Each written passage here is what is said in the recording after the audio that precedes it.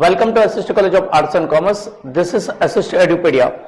Myself, Assistant Professor Sunil Shah. Today I would be covering the topic called Payment of Wages Act. Under the topic called Payment of Wages Act 1965, I would be covering up the topic called deductions and fine. The modes of which the payment has to be paid by the employer to the employee. The way in which deductions are being ethical and the ways in which the deductions are called as non-ethicals. The fines which would be charged by the employer to the employee if he is doing some mischief, and who are responsible persons for doing the payment to the employee by the employer. This particular topic is there in the subject called industrial law in the class called FIBMS, which is there in the topic is there in SEM 2, and the Payment of Wages Act is covered under Unit 4.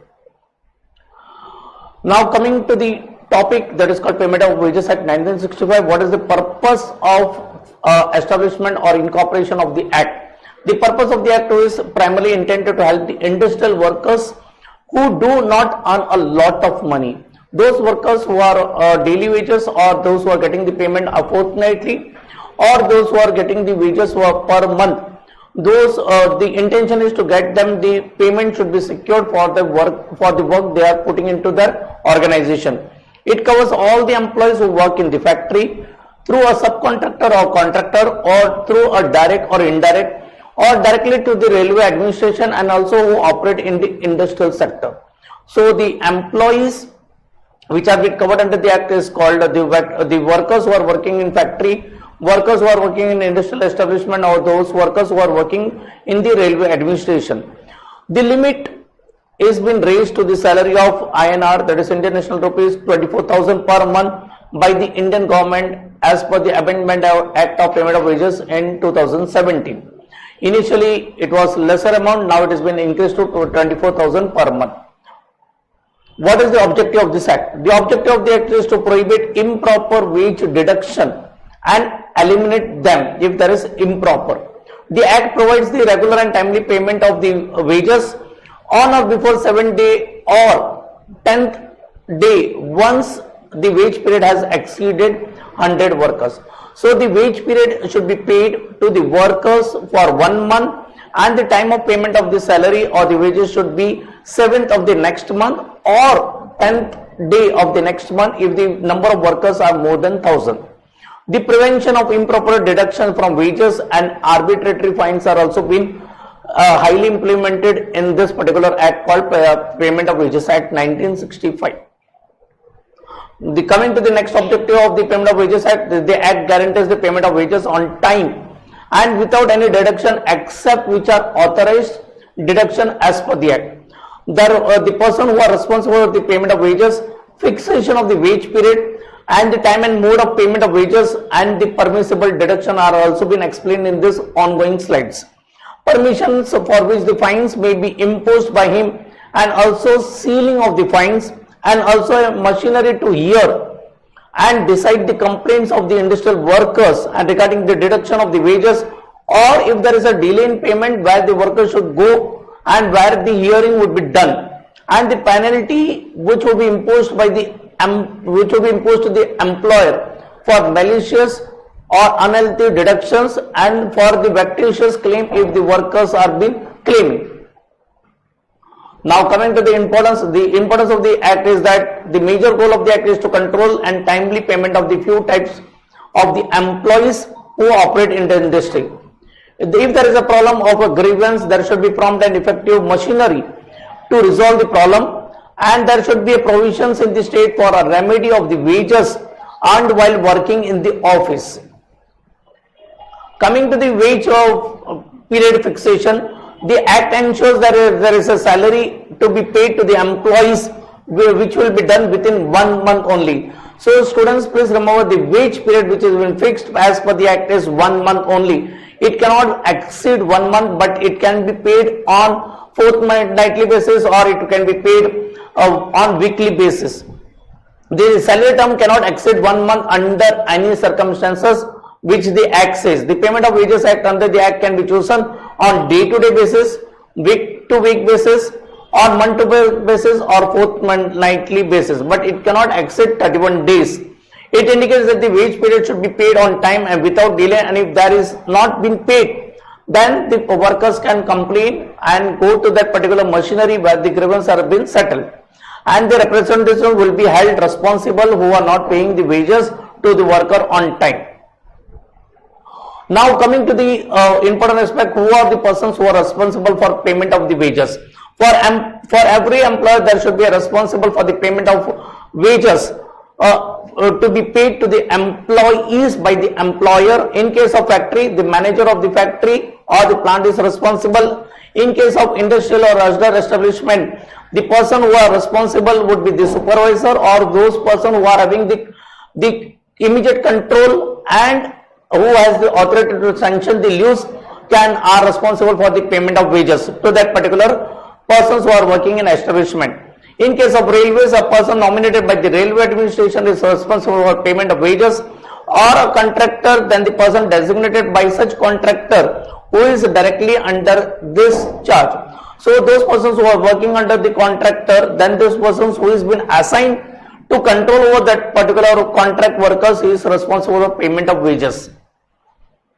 Coming to the important topic that is called Section 5 of the Payment of Wages Act. Section 5 says that if the employee has been terminated or removed from the employment by the employer, the wage period of the employee shall be paid within 2 days from the day in which he has been removed or terminated.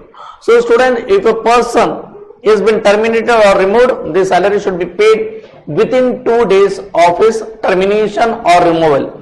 For the example, if I like to inform you, if the employee was terminated or removed from the employment by the employer on 10th of the month, then his wage period should be paid within 2 days from the day on which he has been removed or terminated. His or her wage period or the wage should be paid within 2 days, that is 12th. If he is removed on 10th, he should be paid on 12th of the particular month, and this date should not be exceeded. So in any ground, if there is a removal or terminated, the wage should be paid within 2 days.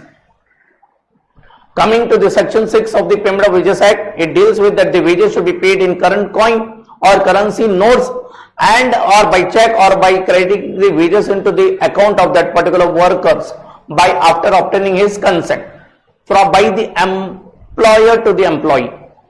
Now coming to those topics which are not considered to be deductions. Those particular points which I am explaining in these slides which are not considered to be not deductions are those when there is a stoppage of increment by the employee by the employer, if there is a stoppage of promotion of the employee, if there is a stoppage of incentive lack of performance of the employee, if the particular employee cannot perform as per the company's expectation, if the employer stops his incentive, then that cannot be considered as a deduction. If there is a demotion of the employee, if the employee is not performing up to the mark, if his post has been demoted, if he is a worker from manager, he would be demoted as a clerk.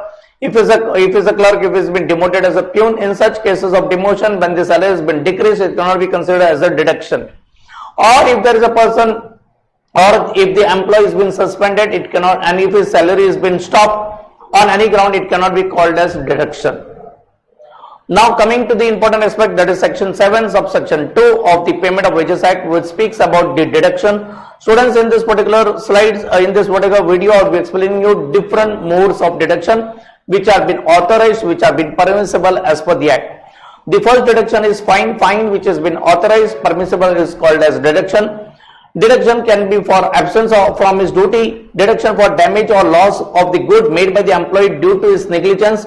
If the employee is not doing his tasks up to the mark, if he is negligent in his work, then such type of negligence would be, and if he is doing, and such type of fine which would be charged would be called as authorized deduction. For any type of house accommodation supplied by the employer or by the government, or for any housing period, such amount of rent which would be permissible as an authorized deduction. If the employee has taken the advances, such type of deduction for the recovery of advances connected with the excess of payment of advances of payment of wages would be called as authorized or permissible deduction. The next type of deduction which have been allowed or permitted for the recovery of the loans from the welfare labor fund. whenever the labor or the worker takes the loan and he repays, such type of deductions are also permitted under the act. For recovery of loans granted for house building or other purposes, or deduction of the income tax payable from the employee by the employer, such type of deductions are permissible. If there is an order of the court, suppose in case of family court, if the court orders that the such and such amount has to be paid to his wife account, and if he is not paying the EMI on time, then if the court orders that this particular amount should be deducted from the salary, such type of deductions are being called as authorized deduction. For payment to the cooperative societies provided by the state government. In most of the factory we have a cooperative society, and if the employee says to the accounts people that my membership should be deducted from my salary, this much amount of the loan which I am taking from the cooperative society should be deducted from the salary, such type of deductions are also called permissible. Now the coming type of the different types of deduction for the recovery of the loans made for the labor welfare fund, for the recovery of the loans granted for the house building or other purpose, income tax payable by the employed purpose by the order of the court, for the payment of provident fund, if such type of authorized deduction is given his authority or the consent to the account, such type of deductions are permissible. For payment of the cooperative societies approved by the state government would be allowed. Coming to the next point, for the payment of the scheme of insurance maintained by the Indian Post Office, suppose if a person gives in writing to the insurance company and to the accounts people that my EMI or my ECS should be deducted, that electronic clearing system, that my insurance premium should be deducted from my salary, such type of deductions are permissible. If there is any payment of the premium of his life insurance policy or which has been accepted by the life insurance corporation, or with acceptance of the employee, such type of deductions are permissible. If there is any contribution to be made for the trade union, the subscription or the membership fees, such type of deductions are also permissible under the act. For the payment of insurance premium on the fidelity guarantee bonds with the acceptance of the employee, such type of deductions are also permissible. The deductions for the recovery of the losses sustained by the railway administration on the account of failure of the employee in collection of the fares and charges, if the employee is not able to collect the fare and charges, then according to the Railway Act, such type of deductions are being permitted from his salary. If any contribution is being made by the employee towards the Prime Minister National Relief Fund with the acceptance of the employee, if the employee gives in writing to the employer that this much amount of contribution should be given into Prime Minister Fund or the Chief Minister Fund or the Governor's Fund, then that type of deductions are permissible. For any contribution of the insurance scheme framed by the central government on the benefit of the employee with the acceptance of the employee, suppose if there is Pradhan Mantri Jan Dhan Yojana or pension fund, and if you are giving in writing that this much amount per year should be deducted from my salary, such type of deductions are also called as permissible under the act. Now coming to what are the limit to the deduction. According to the Payment of Wages Act, the total amount of deduction of the wages should not exceed 50% of the salary. In case of payment of the cooperative societies, deduction from the wages can be made up to 75%. Why 25% or 50% is remaining? Because he has to survive his family. In such cases, deduction can be done on parts by the employer to the employee's account. Coming to the fines part, which are the fines which have been permissible under the act. The fine should be imposed by the employer on the employee with the approval of state government or any other prescribed authority. So whenever the factories are charging the fines, they should be approved by the state government where the factory has been located, or by the central government where in that particular vicinity or union territory the factory has been located, or to those particular factory manager where he is having the immediate control. So in such cases, he has to get it approval. These are the fines I am charging, and from the fines which are being charged, what I would be using that particular purpose, the amount which has been collected. The employer should follow the rules mentioned below and for and above, imposing the fines onto the employees. First and foremost, there should be a notice board in which this particular fines would be charged by the employer to the employee from his salary if he is doing such type of mischief. The notice board of the fines of the employer should be displayed in the work premises, and it should contain activities should not be made by the employee. The fine should not be imposed on the employee until he gives the explanation and when he gives a satisfactory show cause notice answer on the omission of the omissions made. The total fines should not exceed 3% of the wages. So please remember this, the fines which are been deducted permissible under the act, it should not be exceeding 3% of the wages. If the fines is more, it can be deducted on per month basis. The fine should not be imposed on any employees who are under the age of 15 years. The fine should be imposed from one time and only on the wages of the act or omissions made. The fine should not be recovered in the way of installment from the employee. The fine should be recovered within 16 days from the date on which the fine should be imposed. Students, please remember the date and the recovery should be made within 60 days, and the fine should not be recovered by the way of installment from the employee. The fine should be imposed on the date or on the day in which the omission of the crime or omission of that particular act has been imposed. All fines should be collected from the employee, should be credited to the common fund, and it should be utilized for the benefit of the employees. Please remember this particular amount which this are been deducted, it should be kept in the common fund and it should be used for the benefits of the employee. Coming to the important types of deduction which have been permissible. A person who has been absent from the duty under section 9 of the act, the amount deducted from the absence of duty should not exceed a sum which should not bear same relationship by the wage payable in respect of the wage period from the period of the absence of such wage period. Employee should be present at the workplace, and if he refuses to work without proper reasons shall be deemed to be absent from duty. If 10 or more persons who come together and remain absent from the duty without any notice and without any reasonable cause, the employer can make 8 days of the wage as a deduction from their wages. So students, please remember they can make 8 days of the wage period deduction if they come, assemble, and they do and type of act which forms to be an absence from the duty. For the damage or loss which are been done by the employee onto the employer's organization, which has been explained under section 10 of the Payment of Wages Act, the employer should be given an opportunity to the employee to explain the reason and the cause of the damage or loss happened, and deduction made by the employer from the employee wage should not exceed the value of the amount of the damage or loss made by the employees. Students, the meaning of this particular statement is that the explanation should be seeken by the employee from the employer, and he should give a show cause notice also why this particular deduction has been done. And if the employer has been satisfied that this deduction what is been deducted or this particular damage which has been caused was during the course of employment, it was not due to his proper conduct or improper conduct, and if it has been satisfied, it would be called as authorized deduction.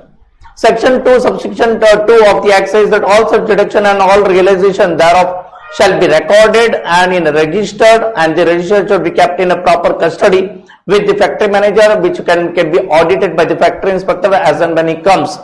And under the section 3, it should be kept in a proper prescribed format. For the service rendered under section 11 of the Payment of Wages Act, house accommodation amenity, that is telephone or any other amenity, the driver which has been provided or the car which has been provided by the company. In such cases also, these particular services which the company pays to the employee from the employer, that type of deductions are permissible, and provided it has been accepted by the employee, then only the employer can make the deduction from the wages of the employer. So during the contract of employment, this type of statement has to be mentioned.